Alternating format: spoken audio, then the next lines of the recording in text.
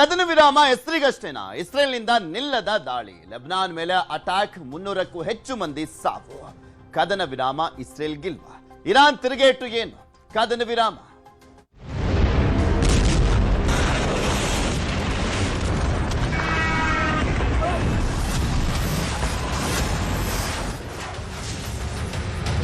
ನಿನ್ನೆ ಬೆಳಿಗ್ಗೆ 5:15 ಇರಾನ್ ಅನ್ನ ಸರ್ವನಾಶ ಮಾಡಿಬಿಡುತ್ತೆ ಅಮೆರಿಕ ಅನ್ನುವಂತ ಆತಂಕ ಇತ್ತು. ಅದೆಲ್ಲವೂ ಕೂಡ ಕಡೇ ಕ್ಷಣದಲ್ಲಿ 90 ಮಿನಿಟ್ಸ್ ಅಲ್ಲಿ ಚೇಂಜ್ ಆಗೋಯ್ತು. ಇಲ್ಲ ಕದನ ವಿರಾಮ ಅಂತ ಹೇಳಿದ್ರು.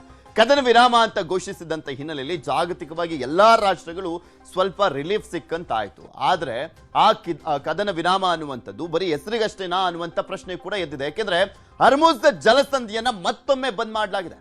ಇಸ್ರೇಲ್ ಅಟ್ಯಾಕ್ ಅನ್ನ ಮಾಡ್ತಾ ಇದೆ. ಲೆಬನಾನ್ನ ಹಲವೆಡೆ ಇಸ್ರೇಲ್ನಿಂದ ಕ್ಷಿಪಣಿ ದಾಳಿಯನ್ನ ಮಾಡಲಾಗಿದೆ. ಇಸ್ರೇಲ್ ದಾಳಿಯಲ್ಲಿ 254 ಹೆಜ್ಬುಲ್ಲಾಗಳು ಸಾವನ್ನಪ್ಪಿದ್ದಾರೆ.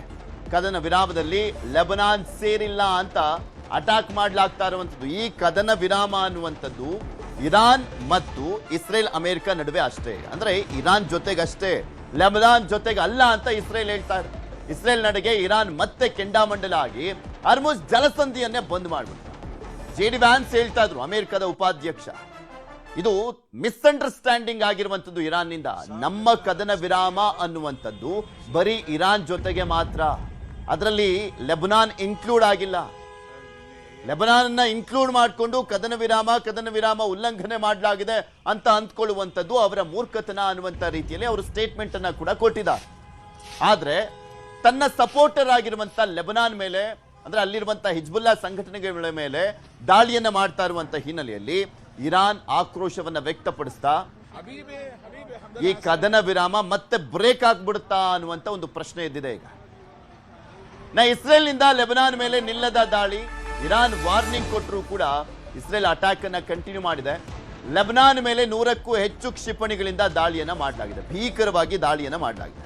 ಇಸ್ರೇಲ್ ನಡೆ ಖಂಡಿಸಿ ಮತ್ತೆ ಹರ್ಮುಜ್ ಅನ್ನ ಮುಚ್ಚಿರುವಂತದ್ದು ಇರಾನ್ ಮತ್ತೊಮ್ಮೆ ಜಾಗತಿಕವಾಗಿ ಸಂಕಷ್ಟವನ್ನ ತಂದೊಡ್ಡಿದೆ.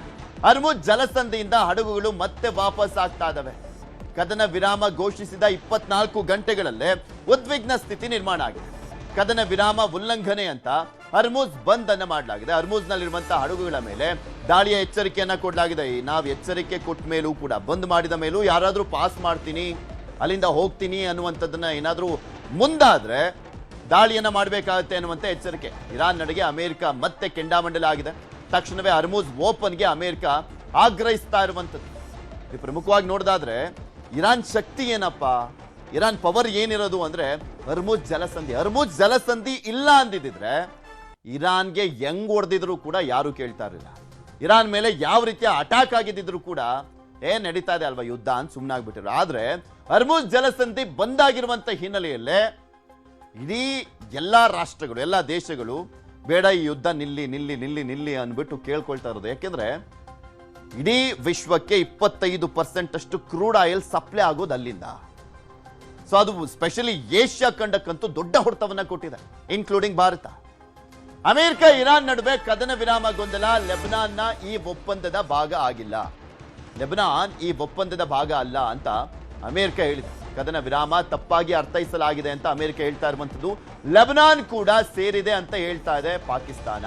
ಕದನ ವಿರಾಮ ಗೊಂದಲದ ಬಗ್ಗೆ ಇರಾನ್ ಕಿಡಿಕಾರ್ತಾ ಇದೆ. ಯಾಕೆಂದ್ರೆ ಇರಾನ್ನ ಷರತ್ತುಗಳಿತ್ತಲ್ಲ, 10 ಷರತ್ತುಗಳು, ನಮ್ಮ ಸಪೋರ್ಟಿವ್ ಆಗಿರುವಂತಹ ಸಂಘಟನೆಗಳ ಮೇಲೆ ಅಟ್ಯಾಕ್ ಮಾಡಬಾರದು ಅಂತ ಕೂಡ ಹೇಳಿದೆ. ಅಂದ್ರೆ ಇವು ಸಪೋರ್ಟಿವ್ ಆಗಿರುವಂತಹ ಸಂಘಟನೆಗಳು ಯಾವ್ದಪ್ಪ, ಒಂದು ಹಿಜ್ಬುಲ್ಲಾ, ಹೌತಿ, ಹಮಾಸ್ ಎಲ್ಲ ಇದೆಯಲ್ಲ, ಅದನ್ನೆಲ್ಲವನ್ನು ಕೂಡ ಇನ್ಕ್ಲೂಡ್ ಮಾಡ್ಕೊಂಡೇ ಹೇಳಿದ್ದು ಅವರು.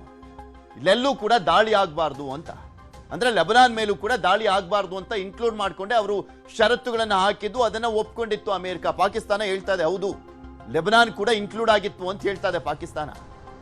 ಆದ್ರೆ ಇಸ್ರೇಲ್ ಕಡ್ಡಿ ತುಂಡಾದಂತ ಹೇಳ್ತಾ ಇದೆ, ನಮ್ಮ ಕದನ ವಿರಾಮ ಇರುವಂತದ್ದು ಬರೀ ಇರಾನ್ ಜೊತೆಗೆ ಅಷ್ಟೇ, ಲೆಬನಾನ್ ಮೇಲೆ ಅಲ್ಲ ಅಂತ. ಅವರು ಯುದ್ಧ ಫೆಬ್ರವರಿ 28ರಿಂದ ಶುರುವಾಯ್ತಲ್ಲ, ಇರಾನ್ನ ಜೊತೆಗೆ ಲೆಬನಾನ್ ಮೇಲೂ ಕೂಡ ದಾಳಿಯನ್ನು ಮಾಡ್ಕೊಂಡು ಬರ್ತಾ ಇದ್ರು. ಕಂಟಿನ್ಯೂಸ್ ಆಗಿ ಎರಡೂ ದೇಶಗಳ ಮೇಲೂ ಕೂಡ ಇಸ್ರೇಲ್ ದಾಳಿಯನ್ನು ಮಾಡ್ತಾ ಇತ್ತು. ಯಾವಾಗ ಕದನ ವಿರಾಮ ಅನ್ನುವಂಥದ್ದು ಘೋಷಣೆ ಆಯ್ತು, ಇರಾನ್ ಮೇಲೆ ಅಟ್ಯಾಕ್ ನಿಲ್ಲಿಸಿದ್ರು. ಆದ್ರೆ ಲೆಬನಾನ್ ಮೇಲೆ ಟ್ರಿಬಲ್ ಆಗಿ ಅವರು ಅಟ್ಯಾಕ್ ಮಾಡ್ಲಿಕ್ಕೆ ಶುರು ಮಾಡಿದ್ರು. ಇರಾನ್ ಮೇಲೆ ಅಟ್ಯಾಕ್ ಮಾಡ್ತಾ ಇದ್ರಲ್ಲ, ಅದನ್ನೆಲ್ಲ ಡೈವರ್ಟ್ ಮಾಡಿ ಲೆಬನಾನ್ ಮೇಲೆ ಅಟ್ಯಾಕ್ ಮಾಡ್ಲಿಕ್ಕೆ ಶುರು ಮಾಡಿದ್ರು.